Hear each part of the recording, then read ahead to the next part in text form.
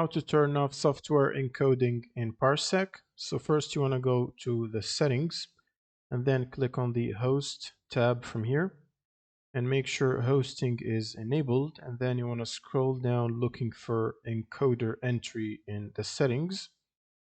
And if you can't find the encoder entry, you can scroll all the way down and click on edit the configuration file directly, and it should open up this config file in Notepad or whatever text editor you have.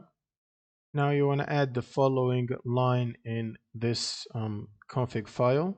So you can go to a new line and then you want to type encoder underscore selection equals, and then you want to type the number of the encoder selection.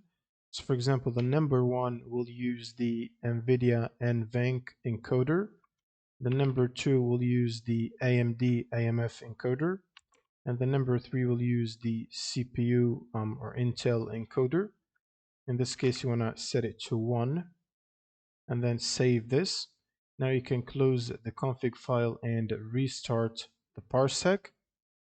You should also update the settings in the client tab as well. You can scroll up and go to the client tab from here and scroll down and look for the decoder and make sure you select a matching settings.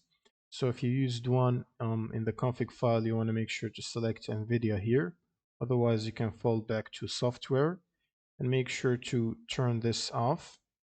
You can set it to off here if you're using NVIDIA. Otherwise, you can turn it on if you're using the software decoder. And all you gotta do now is restart Parsec again as admin. You can search for Parsec, right click and run as admin. And that's pretty much it for this video. Subscribe if you found this helpful, and see you on the next one.